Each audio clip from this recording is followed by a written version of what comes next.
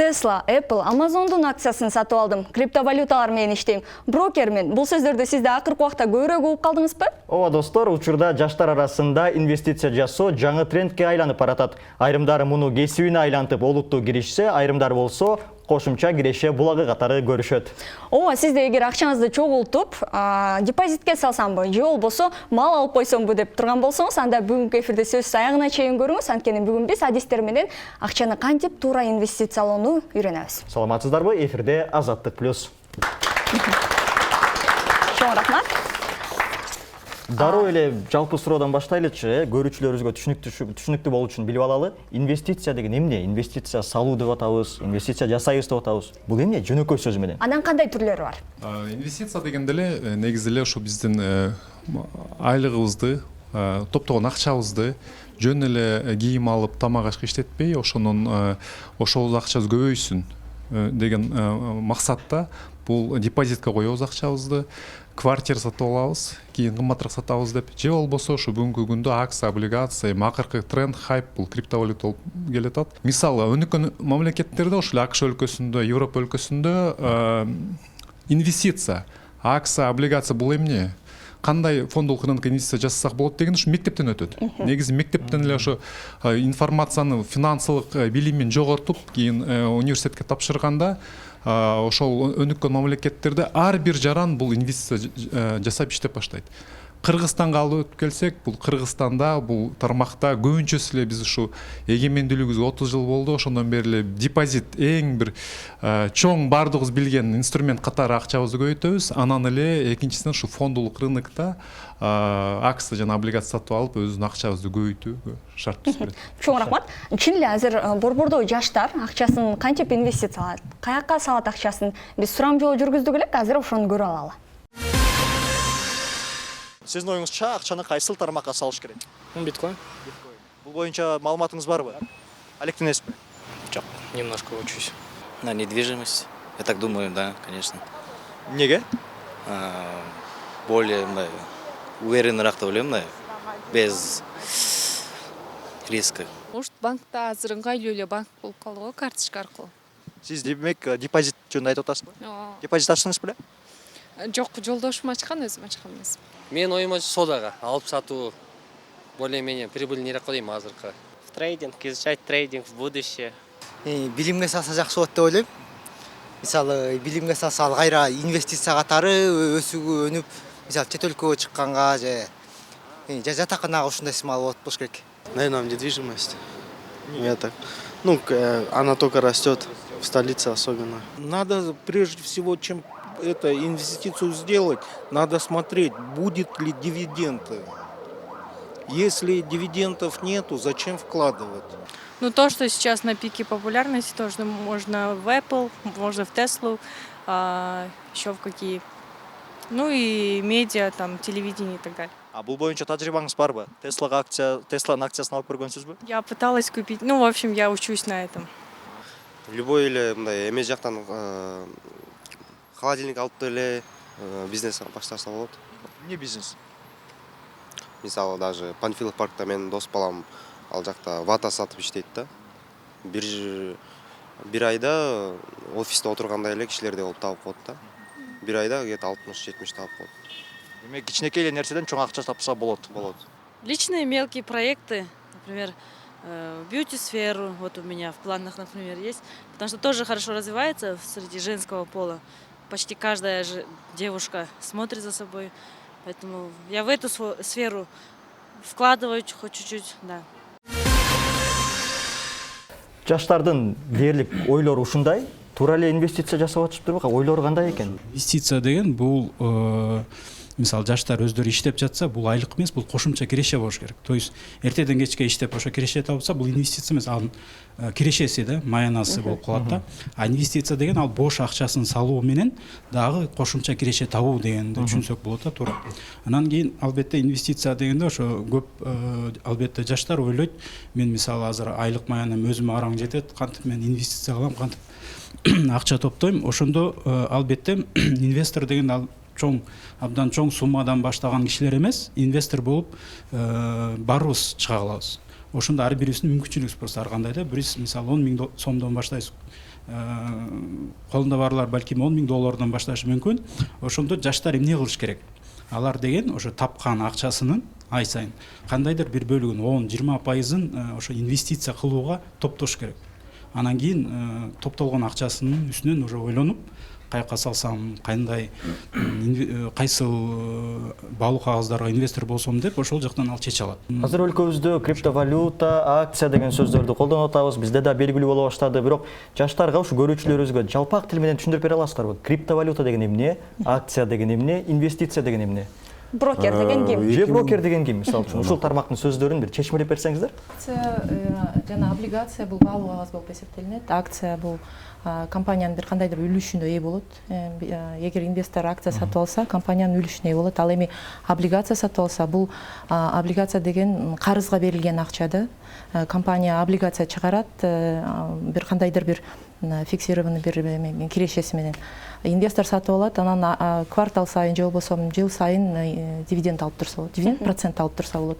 Айырмасы ошондо облигация карызга берилет акча, ал эми акция бул үлүшүн сатып алса болот. Биз инвестицияны бул туура эмес деп айткан туура эмес. Негизи көп эле инструменттерге салыш керек да, чтобы тобокелчиликти азайтыш үчүн канчалык көбүрөөк инструментке колдонсоң, ошончолук сенин портфелиң сакталуу болот да. Бул деген кандай?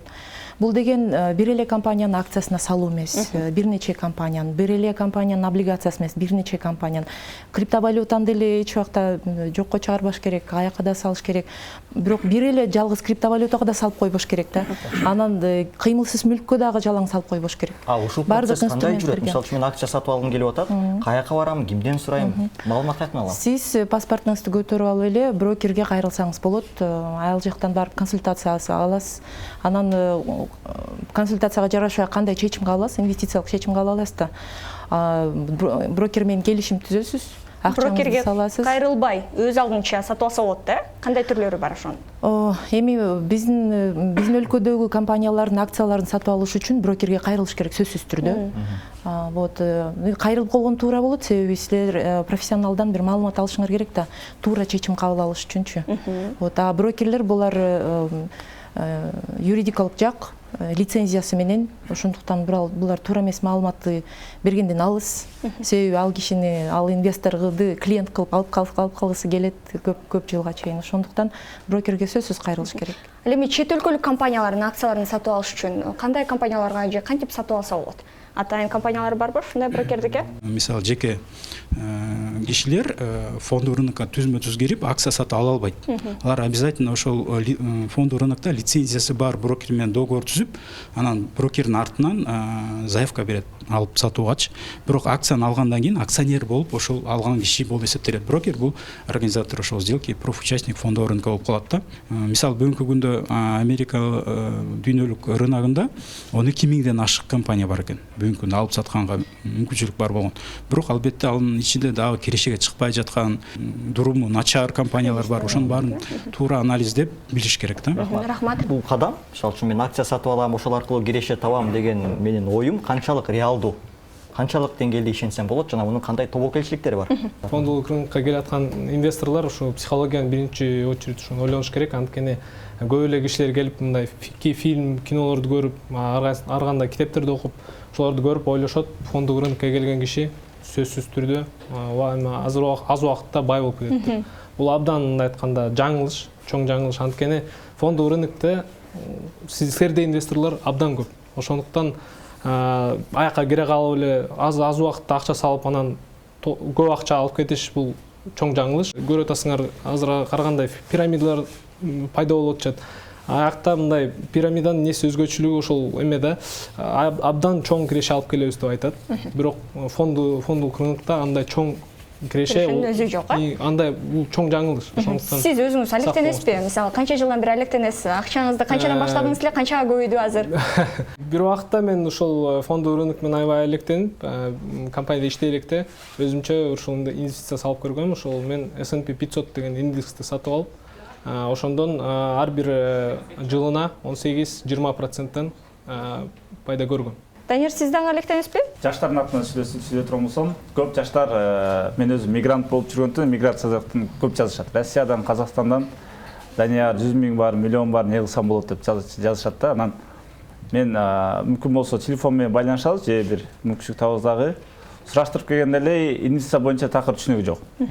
Анан мындай мисал келтиргенде, мисалы көчөдө велосипед, мотоцикл дегендер бар да. Биринчи адам велосипед тебишти үйрөнөт. Анан кийин мотоциклге отурат. Мотоцикл кызыгып өзү жаккан болсо, спортивный мотоциклге өтөт да. То же самое адамга ушундай кеңеш бермекмин да. Инвестицияга өтүш үчүн биринчи ишкерликтен алектениш керек. Биринчи ишкерликтен алектен дагы адам өзүнө инвестиция кылыш керек. Мисалы 100 000 сом болсо, 20 000, 30 000 сом өзүнө инвестиция кылсын. Китеп сатып алсын, жакшы курстарда окусун, анан калган акчасын туура бөлүштүрсүн деген кеңештер айтам да. Рахмат, Данияр, сиз өзүңүз акциялар менен алектенесизби? Же криптовалюталар сатып алып көрдүңүз беле? Жок, мен сатып алып көргөн жокмун. Мен көбүнчө өзүмдүн стартаптарым болгондон өзүмдүн стартапыма инвестиция тартам. Башка тартасыз, сиз тескерисинче тартасыз. Мен бул жакта ойнойм деп Сиз айтып Мен өзүм инвестицияны $200 баштагам. Мындай үлгү болуп кете алам го дейм жаштарга, анткени көп ойлойт акция десе эле бул $10 000 өйдө, балким өйдө салыш керек депчи. Жок, $200 өзүм топтогон $200 баштагам. Азыркы убакта өз менин портфелим 20%ке көбөйдү. Сонун кантип баштадыңыз? Эмне кылдыңыз? Кантип көбөйдүңүз? Эң биринчи, чынын айтсам, мен баштап атканда интернетте мынчалык көп маалымат жок болчу. Ал убакта мен интернетке жаздым, акцияны кантип сатып алыш керек. Анан көптөгөн статьяларды окудум. Анан эң биринчиси бул брокерский счет ачыш керек, брокерский компанияда. Ошондо мен Freedom Finance'да брокерский счетум ачып, ал жакта эң биринчи акциямды сатып алдым.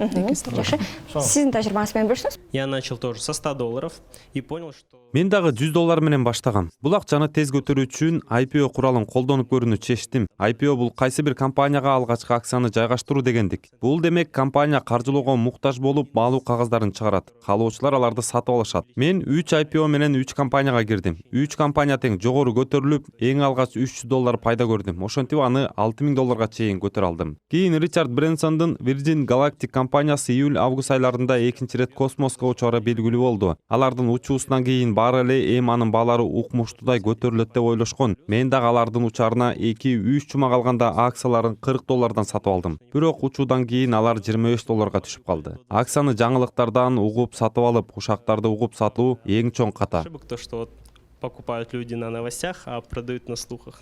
Чындап эле жанатан бери артыкчылыктарын айтып атабыз, салса болот, акча чыгарып алсак болот деп. Эми тобокелчиликтери жөнүндө сөз кылалычы. Ким тескерисинче көп каражат жоготту. Ким баягы алдырып койду эле, алданып калды эле мисалы үчүн. Бул жерде болсо, мисалы бул жаш баланын биринчи катасы ошол диверсификацияны унутуп койгуш да.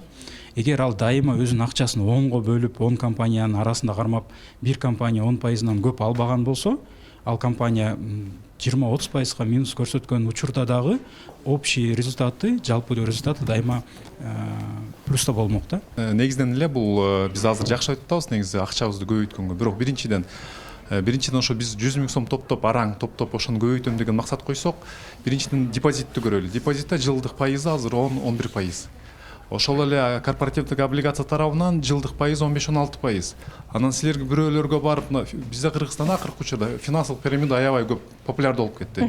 Мына бүгүн акчаңызды алып келсеңиз, күзүндөсү 100% акча табасыз деп, көп эле топтогон акчасын карызга алып барып ошол жака жумшап, күйүп баратат. Негизинен эле биринчи жолу ошо акчаңызды аздан башташ керек.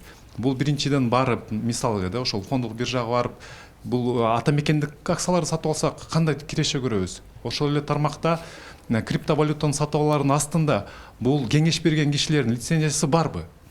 Лицензиясы жок болсо кайсы биржада силерге сатып берет? Банкта счету барбы? Юридикалык тармак кандай бул Кыргызстанда негизи бул пайда болгон? Ошондой көп суроолорду берип, анан гана барып жумшашыңыз керек. Эмне дегенде бул араң таптаган акчаны барып эле жумшап салсак бул жок болот. Ошондуктан акырындыктан. Абдан пайдалуу кеңеш айттыңыз. Мына биз жогоруда акциялар жөнүндө бир аз түшүнүк пайда болуп калды болуш керек биздин аудиторияда дагы. Чын эле акцияны сатып алыш үчүн сөзсүз бир эле акцияны толугу менен сатып албай, бөлүп сатып алыш керектигин аябай маанилүү деп айтып кетишти. Ал эми криптовалюталарчы? Криптовалюталар дагы азыр жаштар арасында көп угуп атабыз. Ал турган Телеграмда группалар бар, атайын криптовалюталарды сатып алган. Бул канчалык мындай тобокелчилиги азыраак? Же болбосо тескерисинче канчалык тобокелчилик көп? Криптовалютанын түрү көп. Бирок аз гана түрү жакшы десек болот да. Мындайча айтканда, криптовалютанын секреттерин, кайсы криптовалютаны алыш керек, кайсы криптовалютаны албаш керек деген билбегендиктен криптовалютадан күйгөндөр аябай көп. Мисалы, биткоинга теңешет, баары эле биткоин ушундай болгон, бул дагы ушундай болот деп айта беришет да. А на самом деле андай эмес, андай болбойт. Биткоин 21 миллион количество болгондугу үчүн гана выжил да. А биткоин башкача реклама болгон. Ал адамдардын ишеничинен турган. Азыркы криптовалюталар кандай болот? Аны сатып алсаң болот, муну сатып алсаң болот, мындай кылсаң болот, тигиндей болсоң закреплен, даже айды сатып алсаң да болот деп туруп рекламаны кылып туруп, миллиарддаган криптовалюталарды алып келип туруп Кыргызстанга сатып туруп кетип атат да. Вот ошол жактарын бир аз нюанстарын түшүнүп алса эле, жакшы инвестиция Кантип аныктайбыз ошол криптовалюта жазайбыз. Биткоинду теңеп атканда, биткоин мына ушул жерде отурабыз, эч кандай биржа жок болгон. Сизге блокчейн кошелек көрүп, сизге сатып, мындан буга сатып, мындан буга сатып отуруп эле биткоин таркаган да. Андан кийин 2014-жылдарда уже биржалар чыккан, ал базар деп эсептелинет. Ошол жерге бүт валюталарын алып кирип сатып, ошол жактан трейдерлер бири-биринен алып сатып отуруп, анан сырттан брокерлер сатып отуруп, ошентип отуруп, биткоин деген ушундай бир өзгөчөлүктү алды. Биткоиндан аз дагы криптовалюталар бар. Bir uçtuğu $90.000 turgan kriptovalutalar var. Bir uçtuğu $500.000 turgan kriptovalutalar var da. Misali bir uçtuğu $90.000 turgan kriptovalutanın kolичествоsu 11 milyon. Bitcoin'dan da az. Bir uçtuğu $500.000 turgan neme var? Anıkı 1.900.000. 1.900.000. Başta 2 milyona жетпеген гана количество. Аны эч ким тааныбайт. Эч кандай знаменитость алган эмес. Аны определенный эле байлар же кишилер бөлүп алган. Эмнесине жараша тандаш керек? Ошо негизгисин айтып атпайсызбы? Негизгиси бул количество. Анан мен дагы көбүн алыш керекпи, азын алыш керекпи? Аз, количество аз. Мисалы дегенде Призма деген келген, Dashcoin деген, Dogecoin деген бар, XRP деген бар, Litecoin деген бар. Мисалы Litecoin'ди алсак, биткоинден кийин эле чыккан. Анын количествосу 450 миллион да. Биткоин эмне үчүн ушунчалык баалуулукту алды? Аны биткоинди 60 миллиондон ашык адам колдонот, 21 миллионду. Эми Litecoin 450 миллион количествону өзүнөн 3 эсе адам ашык адам колдонгондо гана биткоиндин деңгээлине жетет. Ал 1,5 миллиард адам колдонуш керек деген маани. Арабызда экономисттер дагы отурат. Мындай альтернативанын пайда болушу экономикага кандай таасирин тийгизет? Роберт Кийосакинин китебин окусаңар, «Квадранты денежного потока» деп, бай атам, кедей атам деген китептин автору, анын экинчи китеби бар. Ал адамдарды 4 категорияга бөлөт да, эми. Бирөөгө иштеген адамдар, жалданма деп коет. Экинчиси самозанятой деп коет. Эми бул мүмкүн бир стоматолог, өзүнүн стоматологиясын иштеген же бир ашпозчу, өзүнүн кичинекей кафесин иштеген. Кыскасы эртеден кечке өзү ошону иштеткен адамды мындай самозанятой деп экинчи категорияга бөлөт. Үчүнчү категория бул бизнесмен. Бизнесмен деген бул көп адамдарды жалдап, компанияларды иштетет да. Анан төртүнчү категория бул инвестор. Биз азыр инвестор деп жөнүндө сөз жүрүп атат.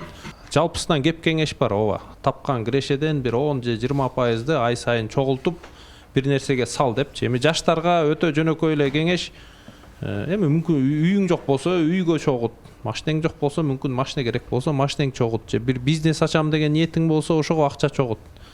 А эгер ушундай инвестиция кылам десең, криптовалютага, акцияга, анда ал жерден баары бир аз мындай кесип көйлүк дейбизби же күчтүү бир кеңешчилериң керек да. Болбосо бул жана айтып кетпеди, 12.000 компания бар Американын биржасында дечи, Америка компаниялар.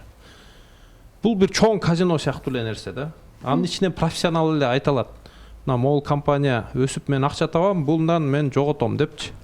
Кечке чыксак бир дүкөн бар, Дүкөн мейли жылына мүмкүн бир 300 000 сом акча табат деп коелу кирешеси ошо дүкөндөн.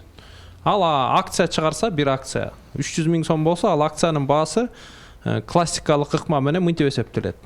Эми ушул дүкөн 3 жыл же 5 жыл тынбай иштейт. Анда ошол 300 000 кирешесин 5ке көбөйтүлөт, 1,5 миллион сом. Демек бул дүкөндүн баасы 1,5 миллион сом, бир акциясы 1,5 миллион сом. Эгер бул дүкөн тынбай иштеп, киреше көрсөтө берсе, анда мунун акциясы өсөт. Эгер бул дүкөндү барып дагы 3-4 дүкөн ачып, чоңоюп 300 000 кирешеси мүмкүн миллион сомго айланып кетсе, анда мунун акциясы да 3-4 десе өсөт. Мен мындай түшүндүрүү үчүн айтып атам. Ар бир компания эле ушинтип акциясы же өсөт, же түшөт. Уоррен Баффет миллиардер болгон да, эң негизги классикалык миллиардер, инвестор. мунун өмүр баянын окусаңар, бул эми гезит саткандан баштаган кичинекей бала кезинде. Бирок бул ар бир тапкан акчасын ошол башка жакшы иштеп аткан ишканаларга салганга аракет кылып, мындай катуу тажрыйба алып калган. Анан бул китебин окусаңар, негизги кеңеш бул ишкананын жетекчилерин талдоо жүргүзчү да. Эгер ошо жетекчиси өтө жоопкерчиликтүү, мындай так пландары бар, ишин так аткарып, ушу компанияны өстүрө турган жетекчилерди көрсө, анда бул барып ошо компаниянын акцияларын алчы дагы, акыры ушинтип миллиардерге айланып кетти. То есть эгер силер бул нерсе менен мындай серьезно деп коелучу, алектенем десеңер, анда ошого жараша мамиле кылыш керек. Бул өзүнчө чоң кесип, өзүнчө бир чоң. Өзүнчө окуш керек, Жакшы, биздин чын эле студияда атайын брокерлер отурат, адистер отурат. Силердин тажрыйбаңарда эң мындай максималдуу, мисалы, кыска аралыктын ичинде көп суммасын көбөйтө алган же болбосо тескерисинче аябай көп банкрот болгон деп коебуз го, акчасын жоготуп алган учурлардан айтып берсеңиздер, дагы мындай картина түшүнүктүүрөөк болуш үчүн. Контрасттарды көрсөтөлү. Менин тажрыйбамда бир окуя болгон, бир пенсионер клиентибиз канча көп жылдан бери инвестиция кылып жүрдү негизи. Ошол пенсиясын алып келип атып эле миллион сом топтогон да. Ал киши жөнүндө бир СМИге, бир маалыматка, массалык каражатына даже статья чыккан. Атын бир аз өзгөрткөнбүз, инициалдарын эле калтырып, өзүнүн суроосу боюнча. Албетте негативный опыт дагы болот. Мисалы үчүн бир клиентим Кыргыз Телекомдун акциясын сатып алган 30 сомдон. Ал эми бүгүнкү күндө баасы 3 сом да. Ошондон бери мисалы үчүн эмеси дивиденд деле көп кыйратып алган жок. Мен өзүмдүн 1,5 жылкы эле мен өзгөрүш жаратканымды айтайын. $105,000 өзүм арзан алгам негизи. Аз эле акча менен баштагам, бирок баасы өстү. Мен 1 сом, 2 сомдон, сом менен айтканда 1 сом, 2 сомдон болду. Кийин 200 сом болду, 1,5 жыл, 2 жылга жетпей. $109,000 үй алдым. $30,000 машина алдым. Бул өтө чоң өзгөрүш да. Бул криптовалюта менен эле мен эфир коин 1,5 жылдын ичинде эфир коин менен баштагам, $114 болчу биринчи. Азыркы учурда канча турат? $3,500 турат. Тифкоин деген чыккан, жаңы түптөлүп келатат. Ал 1 сом, 2 сом болчу учурунда. Азыркы учурда $2 ашып атат. Мунун 3 эмесин айтып кетейин. Биринчиси количествосы аз. Экинчиси блокчейнде биржада турат, дүйнөлүк биржада турат. Үчүнчүсү мунун артында чоң команда иштеп атат. Бул дал биткоинде эчтемкеге жарабагандай болуп чыккан, бирок азыркы учурда Кыргызстанда, башка мамлекеттерде уже үйлөрүн, машиналарын предлагать этип, үй машина алык сатык жүргүзүлүп атат. Кийимгече, алтын тоже. Алтын да сатып алса болот тифкоин менен, ошондой. Слышал такое выражение: вкладывай в крипту. Криптовалютага жоготуудан коркпогон акчаңды сал деген сөз бар. Мунун канчалык чындыгы бар? Балким сизге жөн гана ийгилик жылмайган, акчаларын жоготуп жаткандар да бар да. Деньги или это не так? Как это вообще работает? Бул билбестиктен. Мисалы, Dash деген коин бар. Миллиард уштук да. Ошого мен досум салган, баасы өскөн. До сих пор түшүп кетти, до сих пор түшүп турат. Анын количествосы миллиард, 159 миллиард ушундай. Түшүнтасыздарбы? XRP деген бар. Мисалы, алардын миллиардтап чыккан, мисалы 1 миллиард боло турган болсо, биткоиндин деңгээлине жетиш үчүн аны 3 миллиард адам колдонуш керек. Ошол жерин көбү билбейт. Демек өлчөмүнө өтө. Өзбекстан сумун эле алалы, 1 сумка акчага эчтемке келбейт да. Мен үчүн количествосы көп. Ошондой эле. Ушул эле тармакта дагы тажрыйба топтоп $100 менен баштаган экен өзүнүн баягы инвестициясын. Биздин Айбек Баратов деген мекендешибиз бар. Ал азыр чет өлкөдө болгондуктан бизге онлайн маек курду. Ошол маекти кыскача көрүп алалы. Андан соң талкуубузду улантабыз. Айбек, саламатсызбы? Алгачкы эле суроом өзүңүздүн тажрыйбаңыз жөнүндө болсун. Инвестиция тармагына кантип келип калдыңыз жана азыр кайсы этаптасыз? Мир инвестиций меня привела нужда. Мени бул тармакка зарылчылык алып келди. Инвестиция жасагысы келген адамдын мотивациясы болушу керек. Ансыз жыйынтык болбойт. Биз кызыбыздын ден соолугун жакшыртышыбыз үчүн аракет кыла баштадык. Бул биздин эң чоң мотивациябыз болду. Азыр бул иш менен толук кандуу алектенем. Бош убактымды толук ушуга арнаймын. Учурда бирөөгө эмес, өзүмө иштеймин. Жыйынтык жаман эмес. Көрүүчүлөрүбүзгө түшүнүктүү болуш үчүн инвестициялык сайттар бул кандай көрүнөт негизи эле баягы жалпы элестетүүбүз үчүн? ошону көрсөтүп берсеңиз. В целом они все одинаковые примерно. Все платформы инвестиционные. Негизи инвестициялык платформалардын баары эле окшош. Бул жерде акцияларын сатып жаткан бардык компанияларды көрсөңүз болот. Алардын көбүн сиз билесиз. Мынакей мисалы, Facebooktун бир акциясы $355 болуп жатыптыр.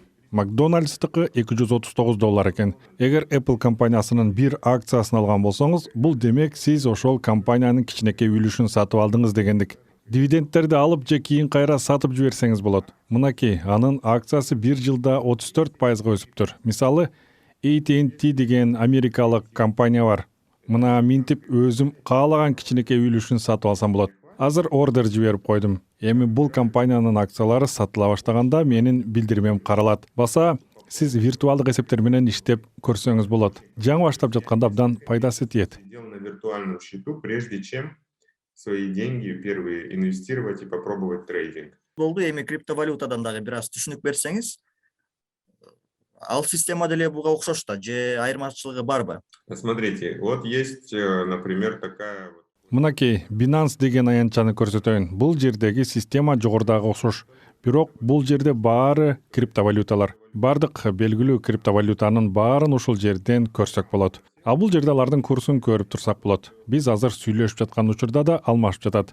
Азыр $43,248 көрсөтүп турат. Бул канча күн мурун 50,000 болчу. Бул дайыма алмашып турат. Колдонуучулар ушул айырманын негизинде акча табышат. Зарабатывают свои деньги. То есть вот она, текущая цена, сейчас она просела, она поднимается. Я хочу что-то купить.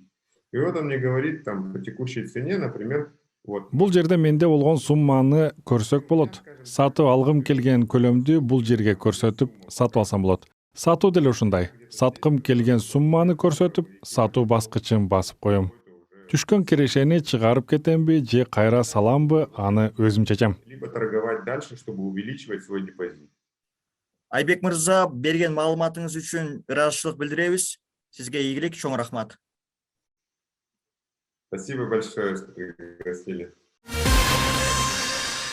Криптовалютанын аркасында да карай турган нерселер бар.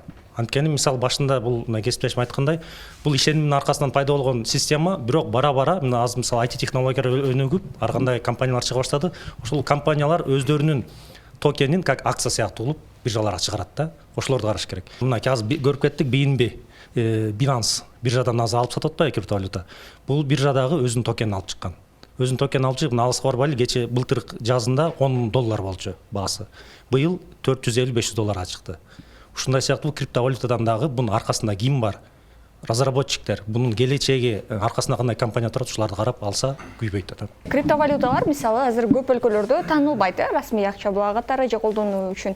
Бирок айрым өлкөлөрдө кабыл ала баштады. Ал эми Кыргызстанда кандай? өлкөлөрдүн арасында Кыргызстан биринчиликтен болуп, азыр ушу улуттук банк тарабынан ошо криптовалюта, криптоактивтерди сатып алганга мыйзам иштелип чыгып, азыр кабыл алына элек. Ал ошо элдик обсуждение деп коет, ошол неме турат. Анан ошо мамлекеттик финансылык көзөмөл тараптан дагы ушу крипто биржаларды көзөмөлгө алалы деген мыйзам да иштелип чыгып баштады. Бирок бул мыйзамдар жаңы эле иштелип баштады.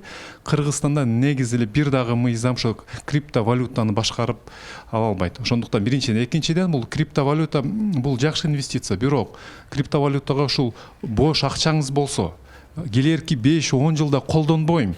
Ошо 10 жылдын аралыгында бул өсөт же, азыр эле айтып кеттим, мына $42,000 бүгүн сатылып атат биткоин, кече күнү эле $52,000 болчу. Сиз бирөөдөн карыз алып же бүт акчаны топтогонуңуздан $50,000 алсаңыз, бүгүн $42,000 биз бүткүл мындай немеге учурайсыз да, жоготууга. Ошондуктан булга шашпай, окуу билимиңизди жогортуп гана анан Кыргызстанда ошо мыйзам иштелип чыгып, бирөө сизди туура эмес маалымат берип койсо, керектүү укук органдарга кайрыла турган бир мыйзам болуш керек Кыргызстанда биринчиден. Жаштарга дегеле ушул инвестиция жасасам деп кызыгып аткан жаштарга жогоруда көрдүк, мисалы үчүн кызымды дарылатуу үчүн ушул кадамга бардым деп атат. Ошондой бир кандайдыр бир максат коюп, каражат топтоюн деп аткан адамдарга сиздерден бир кыскача кеңештер болсун. Жаштарга айтар сөз бул алардын максат болуш керек, цель.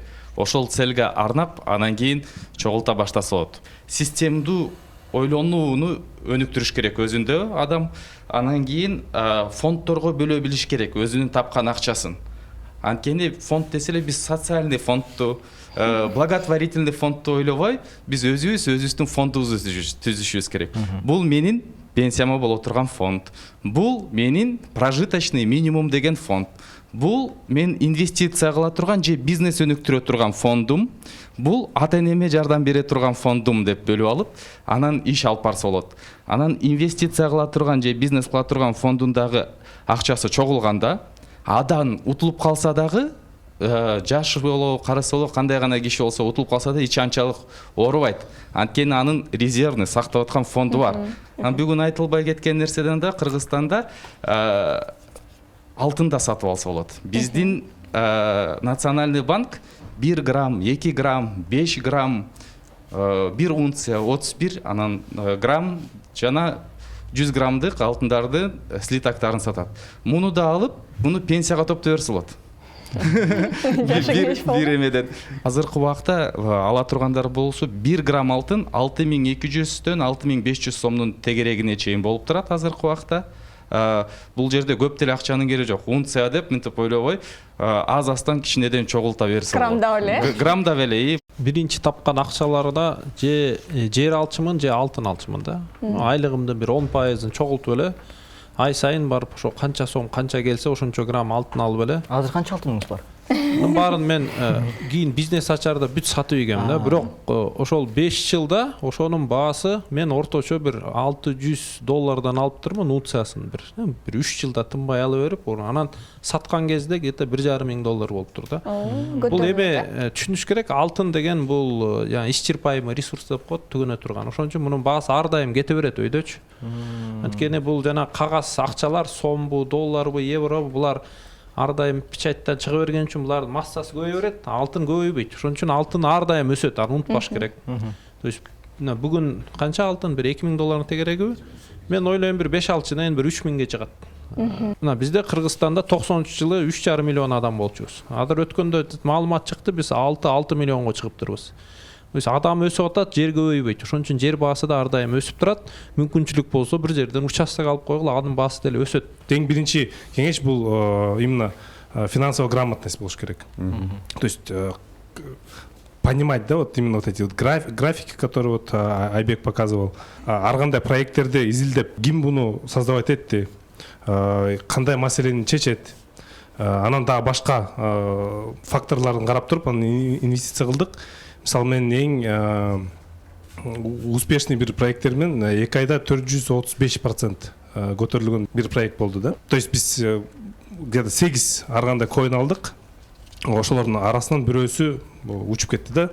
Беркилер деле жакшы көтөрүлдү, 50%, 60%. Бирок именно бир проект 435%ке көтөрүлдү да. Жакшы. Мына мен азыр кызыгып калдым бул тармакка дейли. Кергиликтүү кайсы компаниялардын акцияларын сатып алсам болот? Эл аралык кандай компаниялар бар? Кайсыларын алсам күйбөйм?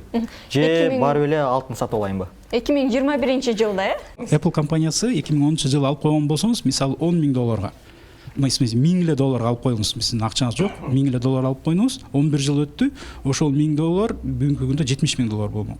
Эмнеге дегенде бул компания ошол күн сайын иштеп өзүнүн товарын сатып, балким 10-жылы Кыргызстанда башка көп өлкөлөрдө сатылган эмес, бүгүнкү күнү бүт өлкөлөрдө сатып, жыл сайын чоң оборотторго ээ болуп жатат. Кыска убакытта мындайча айтканда анализ кылуу кыйыныраак да. Бирок узун убакытта караганда, эгер компания иштеп жатса, эгер анын товары же кызматы колдонулган болсо, албетте ал өсөт, кирешеге чыгат. Ал эми жаңы ачылган компания болсо, бирок ал жакын арада тез өнүгүп кетүү потенциалын кантип билсе болот? Негизи фондовый рынок боюнча алганда, фондовый рынокко жаңы ачылган компания стартаптар киргизбейт. Минимальный требование ал жакта 5 жылдан өйдө болуш керек. Анан акыркы 3 жыл компания өзүнүн күчү менен 30-40% өсүш көрсөтүш керек. Чыккан компаниянын продукциясын караш керек да. Эгер анын продукциясы бүгүнкү күндө уникальный болсо, то есть конкуренттер андай продукция чыгара албай жатса бүгүнкү күндө рынокко. Кайсы тармакта бул көрүп эле турдук, бул ушул дүйнөлүк коронакризис болгондо IT жана медицина тармакта иштеген компаниялар аябай чоң өстү. Эмне дегенде товарларды көп алганга жетишти. Экинчиден бул сиз негизи эле ошол маалыматты окуп көрүп, анан эле өзүңүз чечимге келбей, ошол профессионалдуу брокерге кайрылып кеңеш алып, анан жумуш жасасаңыз, мен ойлойм акчаңызды көбөйткөнгө көп учур көбөйтөсүз. Менимче бул талкуу кызыктуу жана пайдалуу болду. Эгер сиз дагы инвестиция жасоону каалап жатсаңыз, бүгүнкү айтылган кеңештерди эске аласыз деп ишенебиз. Талкууну кесиптешим Нурболот Азамат жана мен Айдана Топчубаева алып бардык. Бул программанын сөз досторуңуз менен да бөлүшүп коюңуз, анткени финансылык сабаттуулук боюнча мындай маалыматтар көп жерде айтыла бербейт.